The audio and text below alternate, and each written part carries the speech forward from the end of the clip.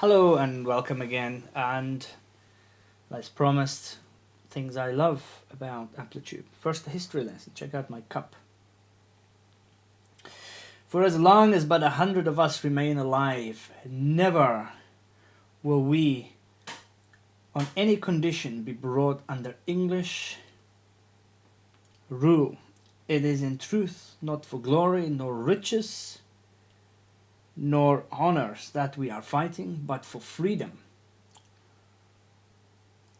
For that alone which no honest man gives up, but with life itself. Declaration of our birth. Check out YouTube channel. Check out on Spotify. I made a song called a heavy kind of metally song called Our Birth. Just for kicks. Anyway,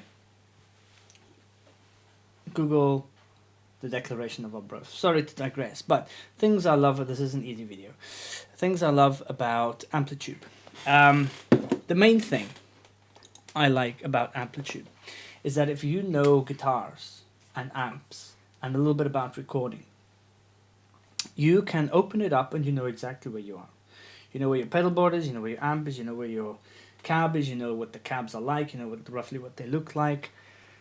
And when you then start adding a pedal here and an amp there, they all react the way they should. I have used Amplitube not just for recording, but I've actually used it to decide on what pedals I want to buy in real life. Knowing what amp and cabs I've got and what I wanted to add to it, looking for specific tones. You can demo some of the equipment through the shop, which means that you can demo it, you can see if you like it, and if you don't like it, you're not buying it. I ended up buying a lot of stuff from Amplitube. But that doesn't mean you have to. The fact that you can demo stuff and then see if you want it. Now, I actually did that to see what kind of things I wanted to buy in real life.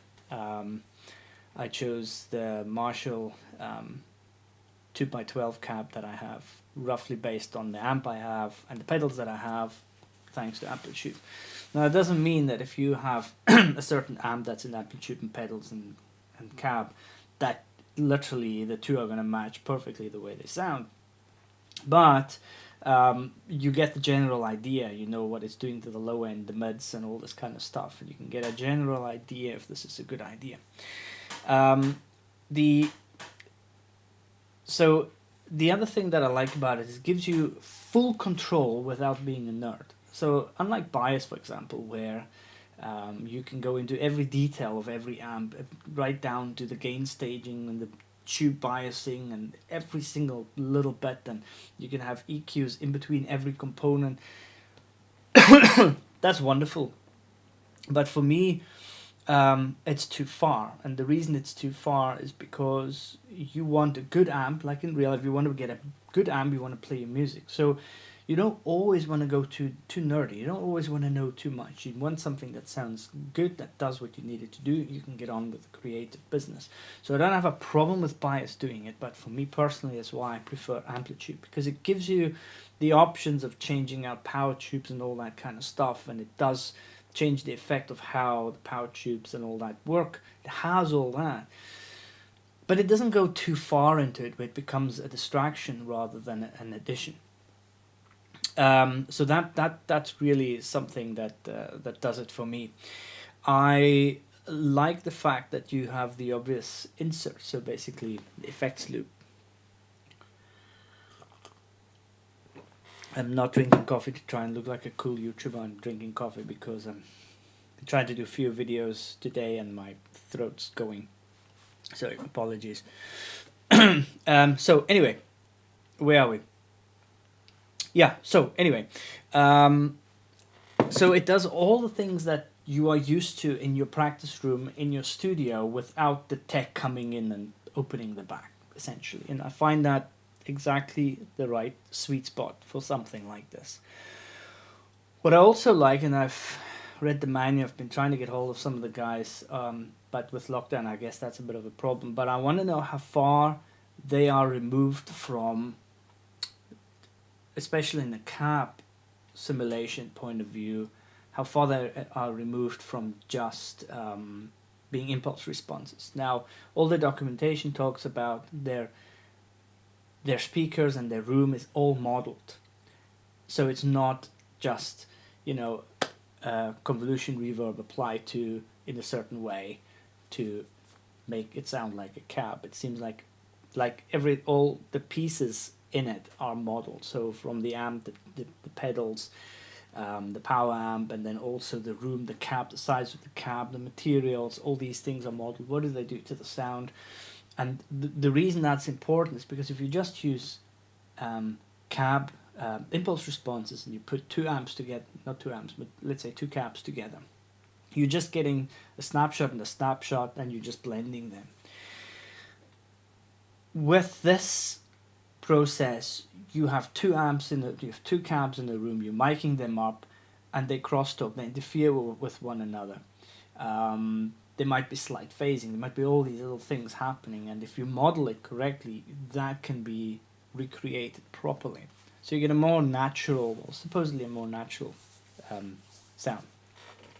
Now, I know from experience of being on forums and Facebook pages and all sorts, there's lots of people who don't use Amplitube and they go straight for STL and all these kind of guys and bias, because they make a huge fuss advertising.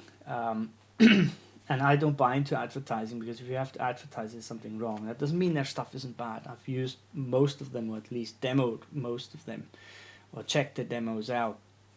And I have not managed to get better tones out of any of them other than Amplitube.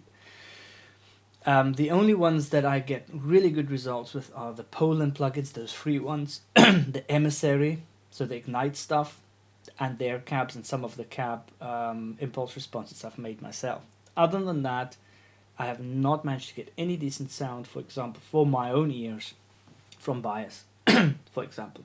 Now, that doesn't mean anything. It means I might be doing something wrong, because I know a lot of people who, on the flip side, they just can't get anything decent out of Amplitube. And that's why this kind of series exists, because I think a lot of it actually has to do with gate staging, having the right interface. I've got a cheap Behringer interface because my other one broke, and I didn't have money to go and buy another expensive one. And actually, this one works nicer. It sounds as if it sounds better than the previous one. I don't know what it is. I absolutely don't know, but it sounds clearer. And since I've got this one, I feel that what I've achieved, the tones that I've managed to get out of Amplitube, are better. They seem more realistic. They seem more to what my ear is expecting from a real amp. I cannot tell you why that is. So I think people's setups have a lot to do with if one VST works for them or another one doesn't.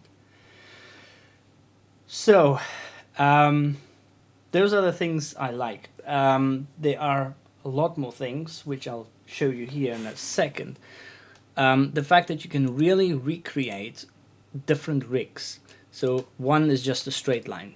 Mono in, tuner, two pedal boards, an amp, an effects loop, one cab, and a rack. So the racks are all your outboard effects, your graphic equalizers, and maybe some additional reverb and delay units and shit like that. But you can also say, you know what? I want a stereo rig. So you literally have pedal board A, pedal board B, going into their own amps, going into their own cabs, going into their own outboards, and then blend it in the end. Or just one amp, two cabs. What is this one? Yeah, one pedal board into two amps, into two cabs. Pedal board, two pedal boards, two cabs. These look like parallel pedal boards, which is odd.